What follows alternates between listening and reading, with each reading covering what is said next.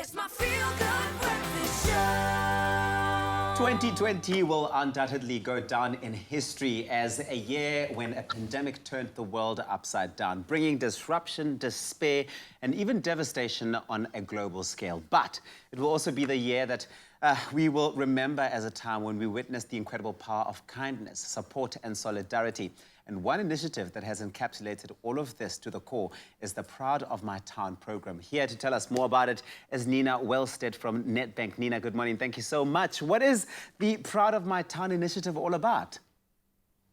Good morning. The Proud of My Town initiative is one of the practical and tangible ways in which Nedbank is investing in the communities that we serve across South Africa.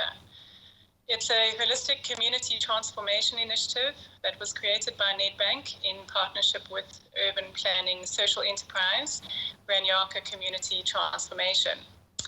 We launched Proud of My Town in 2016. We are now in 12 communities across 8 towns and 6 provinces.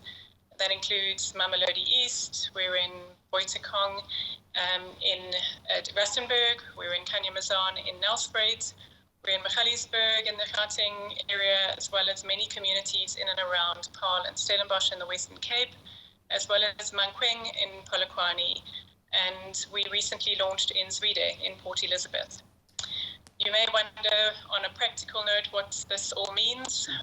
What we do is we invest in an array of programs. These cover, amongst others, building business, which incorporates support for micro-entrepreneurs and enterprises.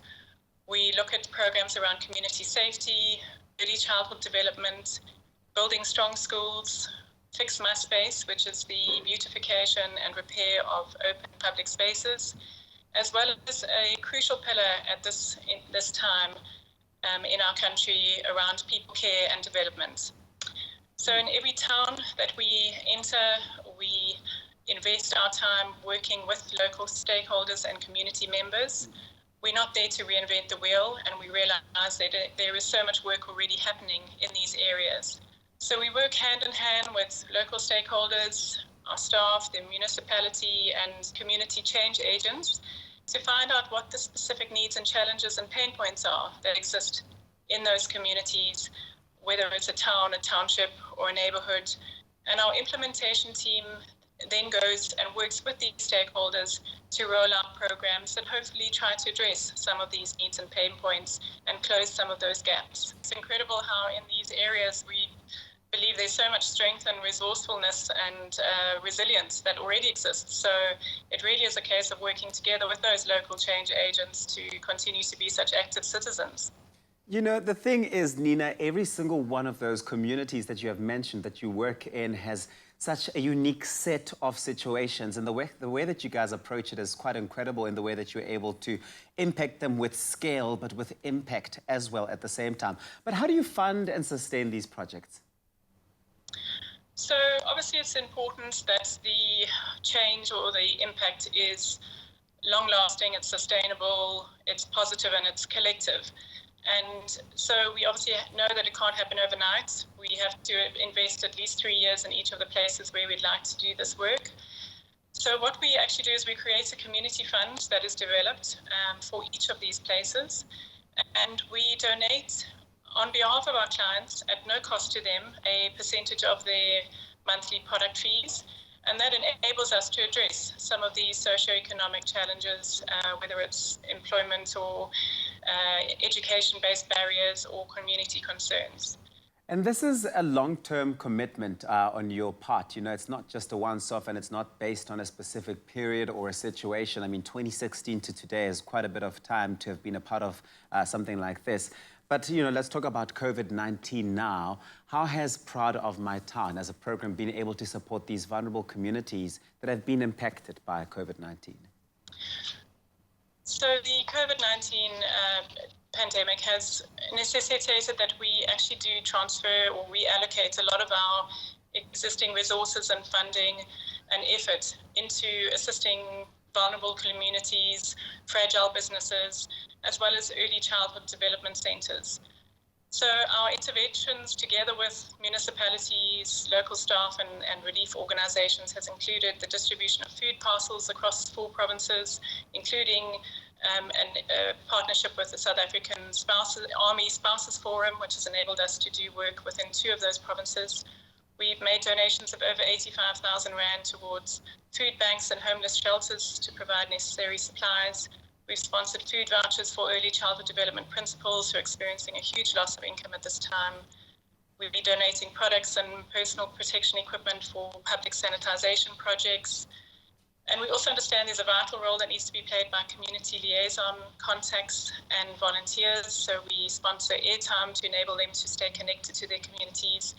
And we've got a team in the Western Cape who are very closely involved and have facilitated the development of a system, a database management system that allows us to manage and distribute at least 2,000 food parcels a week in the Western Cape area. So we also know that South Africa's experienced a huge turmoil when it comes to small businesses. And so we've launched an entrepreneur support program that is enabling 65 micro entrepreneurs in the places where we're doing our work to receive virtual business mentorship, weekly food vouchers, as well as assistance and support when it comes to accessing some of the public and private funding programs. And we hope that through this period of despair and devastation on a global scale, we can at least bring some local support. What we're finding is an incredible amount of connection despite this period of lockdown. I love the use of technology in all of these interventions. It's quite incredible. It just means that you're able to reach so many people at the same time and make sure that a lot of people in your network aren't left out. But how exactly has Nedbank used financial education and banking solutions as tools to further help these communities? So from an education level, we look at everything from maintaining your financial health, budgeting for financial health, the importance of saving, understanding credit, but also understanding our digital platforms and banking on a digital platform.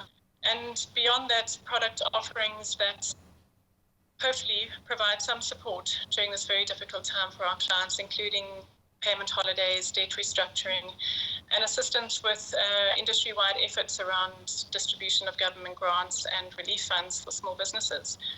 Well, you know what, Nina, I think this is impressive. You are doing a lot of fantastic work out there because you are seeing these different communities differently. And when you see communities differently, you're able to see small business differently and then be able to see money differently in the way that Nedbank does. So fantastic work you're doing, Nina. Thank you so much for joining us for this chat this morning.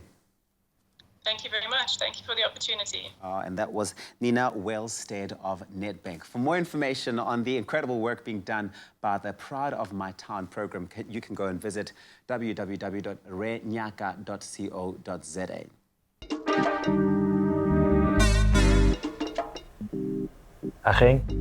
So I'm chatting to Umalume Musa here. He's owned a small clothing factory for years now, and he's always inspired me with his success. But like a lot of businesses, this lockdown's hit him hard. So he spoke to his banker, and they've put together a tailor-made relief solution for him to help his business and his people get through this. Making your bank your business partner, that's a habit worth keeping.